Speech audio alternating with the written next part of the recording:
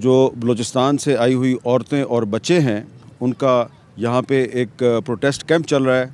ये उन लापता अफराद के लवाहकीन हैं जिनके बाजियाबी के लिए ये लोग बलूचिस्तान से चल के यहाँ इस्लामाबाद आए हैं और इस वक्त रात का वक्त है और हम आपको ये दिखाना चाहते हैं कि ये बलूचिस्तान के मुख्तलिफ़ इलाक़ों से आई हुई औरतें, बच्चे और कुछ बुज़ुर्ग भी हैं यहाँ पे। ये यहाँ पे इस्लामाबाद में इतनी सख्त सर्दी में रात कैसे गुजारते हैं और इनके साथ जो कुछ भी हुआ है वो अब पूरी दुनिया को पता है। लेकिन आज हम इनसे रात के वक्त बात करेंगे कि इनकी रात यहाँ पे कैसी गुजरती है। और सबसे पहले हम बात करेंगे डॉक्टर मारंग बलोच साहिबा से। बहुत शुक्रिया। हमें आप सबसे पहले ये बताएं कि ये आप इधर इतने दिन से कैंप आपने ऑर्गेनाइज़ किया है, यहाँ पे आप लोगों की इतनी ठंड में रात कैसे गुजरती है? बहुत तकलीफ़दा गुज़रती है क्योंकि गैस नहीं है और कंबल वगैरह कुछ भी नहीं है। तो जैसे तैसे करके जैसी रात होती है तो कुछ लकड़ियाँ ये वॉलंटियर्स इस्लामाबाद के लाते हैं, तो कुछ जगहों पे हम लकड़ियाँ जला देते हैं और बारी बारी करके कभी कुछ फैमिलीज़ बैठती हैं, कभी कुछ फैमिलीज़ बैठती हैं। बच्चे होते हैं तो बच्चों के लिए तो ज़्यादा तकलीफ़दा माहौल है, तो बच्चों को हम पहले ही जल्दी सुला देते हैं, कंबले वगैरह उन पर डाल देते हैं और ऐसे डिस्ट्रीब्यूट किया होता है कि सबसे पहले जो बूढ़ी औरतें हैं उनको पहले कंबलों पर डालते हैं। और जब कंबले क्योंकि रहती नहीं है तो कुछ लोग हमारे अल्टरनेटिव रातों में कुछ हम लोग फीमेल्स जो है ना बैठे रहते हैं पूरी रात, और जब 4 बजे बज जाते हैं तो मतलब 4 बजे के बाद वो सो जाते हैं और फिर वो दूसरे उठकर बैठ जाते हैं। तो ये इस तरह मतलब हम लोग इस तरह चला। तो यहाँ पे कोयटा से ज़्यादा सर्दी है या कम है? मुझे तो लग रहा है कोयटा से यहाँ पे ज़्यादा सर्दी है और हम जिस सर्दी से गुजर रहे हैं वो कोयटा में भी हम 4 दिन बैठे थे लेकिन यहाँ पे उससे ज़्यादा सर्दी है। अच्छा, तो इसके अलावा यहाँ पे आपको क्या मुश्किलात हैं? इसके अलावा सबसे बड़ा मुश्किल काम ये है कि जाहिर सी बात है सर्दी है कैंप में और इर्द गिर्द वाशरूम का मसला है और वाशरूम नहीं है। वाशरूम पहले प्रेस क्लब वाले छोड़ते थे, अभी वो भी एक मतलब एक मसला चल रहा है, कॉन्फ्लिक्ट है वहाँ पर भी, वो वाशरूम के लिए नहीं छोड़ रहे। चाय वगैरह उसका भी मसला चल रहा है और एक स्ट्रेसफुल माहौल है। उस स्ट्रेसफुल माहौल में कुछ जर्नलिस्ट आकर बदतमीज़ियाँ करते हैं मुज़ाकरात के नाम पर। हुकूमती ज़िम्मेदारान जो है, साबका हुकूमती ज़िम्मेदारान, वो बदतमीज़ियाँ करते हैं, कुरान लाते हैं, उससे वो एक मुसलसल स्ट्रेसफुल माहौल पैदा हो रही है। अच्छा, अब एक सवाल पैदा होता है कि ये तकरीबन 100 से ज़्यादा मिसिंग पर्सन्स की फैमिलीज हैं ये? जी हाँ, यहाँ पे अभी इस्लामाबाद में 100 से ज़्यादा मिसिंग पर्सन्स की फैमिली। इसमें औरतें, बच्चे, बूढ़े सब मुझे नज़र आ रहे हैं यहाँ पे। तो वो लोग जो आपको ये कहते हैं कि आपका कोई एजेंडा है, तो वो एजेंडा जो है वो ये सर्दी में ही पूरा करना ज़रूरी है?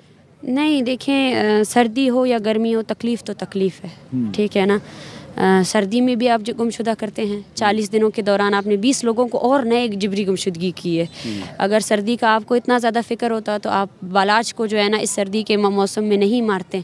इसका ताल्लुक मौसम से नहीं है, इसका ताल्लुक उस जबर से है जो हर दिन तो अगर बालाज को तुर्बत में ना मारा जाता तो शायद आप लोग ये मार्च शुरू ना करते। देखिए वो तो एक इग्निशन थी, ये शायद की बात नहीं है, ये तो चल रहे हैं। ये ऐसी फैमिलीज़ है जो मुसलसल बार इस्लामाबाद में भी आए हैं, जिन्होंने कोयटा में भी धरना दिया है। ये जिबरी गुमशुदगी के ख़िलाफ़ और एक्स्ट्रा जुडिशल किलिंग्स के ख़िलाफ़ एक तहरीक है। हाँ, उसमें बालाज का कत्ल एक यूनिक इस तरह है कि उसको अदालत में पेश किया गया। पहले इन लोगों का भरोसा ये था कि शायद एक इंस्टीट्यूशन है जो जिबरी गुमशुदा कर रही है, दूसरे इंस्टीट्यूशंस कुछ इख्तियार रखते हैं कि जो लोग अदालतों में पेश होते हैं उनको इंसाफ दिया जा सके। लेकिन अब वो जो एक इंस्टीट्यूशन शायद जुडिशरी थी जिस पर इनका भरोसा था, जुडिशरी में अदालत में बालाज को पेश किया गया लेकिन आफ्टर 2 डेज़ उसकी म्यूटिलेटेड बॉडी मिली। तो वो एक और ज़्यादा एक खौफ बन गया। ये लोग जिनको ये यकीन था शायद उनके प्यारे 20 साल बाद भी आ सकते हैं, अब वो मतलब वो खौफ जो है ना और ज़्यादा एक शदीद। ये बहुत छोटी सी बच्ची है, ये छोटी सी बच्ची कब से आपके साथ? ये तकरीबन 40 दिनों से हमारे साथ है और ये 3 महीने की थी जब इसकी जो वालदा है सीमा बलोच अपने भाई के लिए 7 सालों से जद्दोजहद कर रही है। 3 महीने से ये एहतिजाजी कैंपों में है। ये अपने मामों की तस्वीर जो है इस बच्ची ने उठाई हुई है और आप देखें इधर बहुत सी आपको औरतें और बच्चे नज़र आ रहे हैं, बुज़ुर्ग औरतें हैं, इधर बुज़ुर्ग औरतें भी आपको नज़र आ रही हैं। और डॉक्टर साहब कितनी सबसे ज़्यादा उम्र की मुअम्मर खातून जो है उसकी उम्र का पता है आपको? सर शायद 85 से अबव है। शाहनवाज की अम्मी है, वालदा है, वो वहाँ बैठी हुई है। 85 साल की खातून भी है यहाँ? 85 साल की खातून हमारे पास आई है, वो बैठी हुई है वो सामने। जी हाँ, मल्टीपल टाइम्स वो एडमिट भी हुई है यहाँ पे इस्लामाबाद में। अच्छा, आई ब्लड प्रेशर है, हार्ट का इशू है उनको और चेस्ट इन्फेक्शन अभी उनको हो गया है। अच्छा, और वो बीमार भी हैं? जी बिल्कुल बीमार है। अच्छा, और बीमारी के बावजूद वो यहाँ से जाने के लिए तैयार नहीं है? बिल्कुल भी नहीं। मैं मुतअद्दिद बार उनको कह चुकी अस्पताल में दाखिल हो, वो बोलती है नहीं।